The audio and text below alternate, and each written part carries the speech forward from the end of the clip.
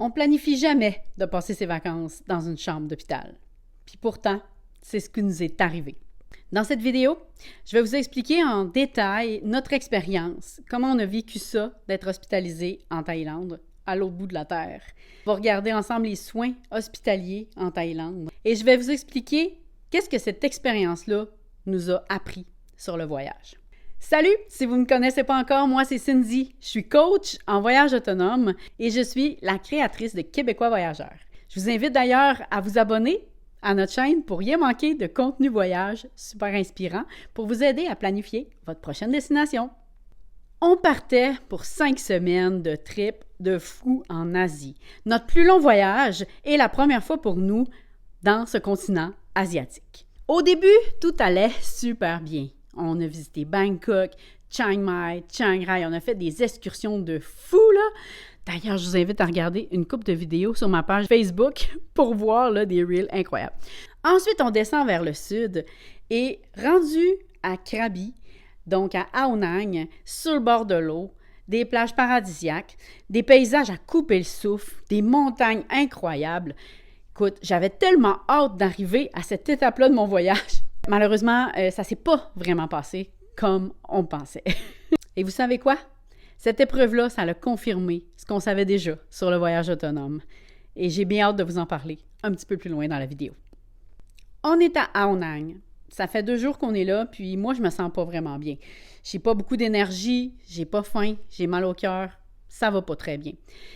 Je suis au lit depuis 24 heures, de la misère à sortir de là. Qui est là, mon chum, il dit « c'est assez ». On s'en va à la clinique.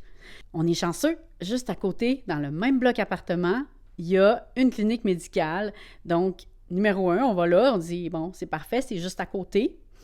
Fait qu'on s'en va là et là, tout de suite, ils me prennent en charge 2 bactéries, une à l'estomac, une dans les intestins. Ça va pas du tout, j'ai plus de potassium. Bref, ils me rentrent dans une chambre d'hôpital. L'expérience hospitalière en Thaïlande, là, c'est hallucinant. J'en revenais pas. Tu arrives, déjà, ils t'attendent, ils te demandent qu'est-ce qui se passe, ils te prennent en charge dans 2 minutes. On rentre là, il y a des infirmières, des médecins, tout le monde s'acharne autour de nous. Ils demandent toutes les questions qu'il faut et on a communiqué avec nos assurances en même temps. Ils géraient les assurances avec mon conjoint. Moi, j'avais déjà les résultats de mes prises de sang, le soluté dans le bras, les antibiotiques qui commençaient déjà à me donner et ils m'envoient dans une chambre hallucinante.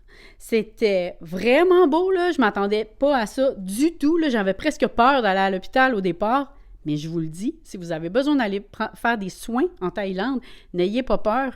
C'est vraiment, vraiment, vraiment incroyable. Regardez la chambre. On avait tout. Une salle de bain privée, une douche. On avait la grande, grande chambre avec une tablette pour la nourriture. On avait aussi un lit électrique des 2 côtés pour mon conjoint qui reste avec moi toute la nuit. On avait la télé avec Netflix inclus, un balcon. Bref, là, c'était mieux que notre Airbnb, là. Le fait d'être en couple, ça nous a beaucoup aidé pour la gestion du stress. En étant à 2, on peut se parler nos émotions, de ce qu'on ressent, de s'aider aussi, s'entraider. Parce que là, 48 heures plus tard, quand moi, je suis sortie de l'hôpital, c'est mon conjoint qui est rentré pour une nuit aussi, pour la même infection que moi. Donc, on a vraiment passé 3 jours, 3 nuits à l'hôpital. Le côté humain, c'est incroyable. Les infirmières, les médecins, tout le monde prenait soin de bien se faire comprendre, gentils, souriants. On a communiqué beaucoup avec eux avec Google Traduction, parce que l'anglais n'était pas facile ni d'un côté ni de l'autre. Donc, avec Google Traduction, on était capable de vraiment, pour des choses importantes comme des soins, puis bien dire nos symptômes, tout ça, puis être bien compris. C'est merveilleux. Donc, je vous invite toujours en tout temps d'avoir Google Traduction quand vous partez en voyage parce que on ne sait jamais quand est-ce qu'on va en avoir besoin, puis c'est vraiment, vraiment un outil extraordinaire. Pourquoi le voyage autonome a tout changé dans notre expérience? Premièrement, parce qu'on n'a pas eu à attendre un peu personne. On n'a pas fait attendre personne non plus. Un autobus qui nous attend parce qu'on est à l'hôpital ou quelqu'un qui doit quitter le groupe pour venir avec nous, nous aider, des choses comme ça. Toute la gestion que ça va demander au groupe aussi, nous, on le gère nous-mêmes. Fait que c'est sûr que pour ça, ça a été vraiment gagnant. On a géré notre aventure avec notre petit pépin, comme nous on le voulait. On s'est adapté à ce qu'on avait besoin. Si on avait eu à reporter un vol, on aurait pu le faire. Bref, on a ajusté notre horaire à ce qu'on pouvait faire avec nos capacités du moment. Donc, c'est sûr que je suis pas allée monter une montagne. J'ai pas été non plus monter les je sais pas combien de centaines de marches pour aller à la Tiger Cave que j'avais tellement hâte de voir. J'ai pas été capable de faire les expériences puis les activités qu'on avait prévues dans ma planification. Mais vous savez quoi? C'est pas grave. C'est pas grave parce que sur 6 jours, on avait quand même 3 jours où on s'est baladé. On a adapté. On s'est promené en tuk-tuk au lieu de marcher. On est allé s'asseoir sur des terrasses pour voir la vue au lieu d'aller se baigner dans la mer. On a fait des choses qu'on était capable de faire avec les capacités qu'on avait. Puis, même si j'ai quelques regrets d'activités que j'aurais aimé faire, mais au bout du compte, le voyage y était parfait. Notre aventure à l'hôpital fait partie de notre voyage, puis ça a juste conforté mon sentiment profond que le voyage autonome fait toute la différence pour s'adapter à toutes les situations. Ensuite, pour gérer les assurances, nous, on savait, ça je le montre aussi dans ma formation, comment bien s'assurer d'être assuré, et tout ce que ça inclut. Donc, je savais qu'il fallait que j'appelle mes assurances avant d'aller à l'hôpital. Donc, c'est ce qu'on a fait. On avait communiqué avec eux, tout était prêt. Quand on est arrivé à l'hôpital, ça s'est tout fait, ça s'est pris en charge. Donc, c'était facile. Pour vrai, ça nous a enlevé un gros poids de stress. Puis, quand on planifie notre voyage nous-mêmes, on le sait, ces affaires-là. On sait tout ce qui peut arriver et on les a prévus avant que ça arrive. Ce qui fait que quand ça arrive, tu n'es pas devant le fait accompli. Tu sais qu'est-ce qu'il faut faire, tu sais qu'est-ce que ça prend, puis le mindset aussi que tu as besoin pour continuer puis de voir cette aventure-là comme un passage et non comme une frustration. Fait qu'on s'adapte, on ajuste, puis on est reparti pour le reste du voyage parce que c'est pas fini, ça continue. Les 3 leçons principales que cette expérience d'hospitalisation-là nous a apprises sur le voyage. Numéro 1, l'importance d'avoir les bonnes informations avant de partir. C'est pas quand on est rendu en voyage qu'il faut s'informer sur qu'est-ce qu'on doit faire si on tombe malade. C'est tout dans l'amont de la planification. Et c'est ce que j'explique dans ma formation, c'est que comment on doit étudier une destination, qu'est-ce qu'on doit savoir avant d'aller dans un voyage, puis comment se préparer aussi à toutes les éventualités qui peuvent arriver, puis partir en confiance parce que peu importe ce qui va arriver, je sais que je vais être en maîtrise de la situation.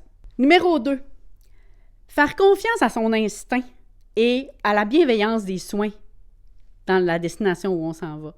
Au début, je vous dis, j'étais réticente à aller à l'hôpital, puis quand j'ai vu la qualité des soins que j'ai reçus, bien, je me suis dit, wow, OK, c'est beaucoup mieux que chez nous. Donc, j'ai fait confiance, puis j'ai aussi fait confiance à mon conjoint quand il a dit, là, ça va pas, on va à l'hôpital. Donc, oui, OK, c'est vrai, je vais pas bien, je me sens pas bien, alors on y va. Si j'avais attendu plus longtemps, ça aurait pu être vraiment plus grave parce que j'étais vraiment dans un état avancé de déshydratation et ça aurait pu être dangereux pour mes autres organes et là, faire des complications beaucoup plus graves. Alors, on fait confiance à son instinct. Quand on sent qu'on va pas, ben on va consulter, puis on va laisser notre santé dans les mains de professionnels qui sont là pour nous aider. Donc, le numéro 3, le voyage autonome, c'est la vraie liberté. La liberté de choix, la liberté de temps, la liberté d'adaptation. Parce que quand il arrive une situation, tu la subis pas, tu la gères. Tu as tellement les outils qu'il faut pour réussir à traverser cette épreuve-là, peu importe ce qui va arriver, que ça fait seulement partie de l'aventure, en fait. C'est des beaux souvenirs, là. On parle de cette expérience-là avec gratitude. La gratitude envers les soins qu'on a reçus, la gratitude envers le voyage autonome et l'adaptation que ça nous a permis pour continuer un voyage à notre façon, en prenant notre temps, puis en faisant ce qu'on était capable de faire. Donc, c'était vraiment une expérience enrichissante, en fait. Pour finir, j'ai une chose à vous dire.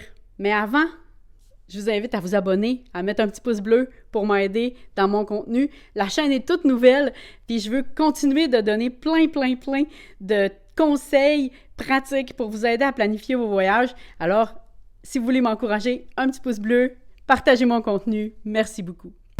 Partir en voyage, là, en fait, c'est comme embarquer dans une montagne russe. Il y a des hauts, puis il y a des bas. Puis c'est exactement ça qui rend l'expérience si exaltante. Hein? C'est le fun de faire un tour de manège, ça nous fait des wouhou, des hauts le cœur, tout ça. Mais toutes les hauts, toutes les bas, toutes les loupes font partie de l'aventure du manège. Puis dans mes rencontres personnalisées, c'est exactement pour ces petits imprévus-là que j'aide mes clients à se préparer. Et je leur donne tous les outils pour que si leur petit wagon est pris en bas d'une côte, ils soient capables de le réparer pour remonter la pente et terminer le manège en toute confiance. Salut! Puis n'oubliez pas, l'aventure commence le jour où on ose s'y lancer. Bye!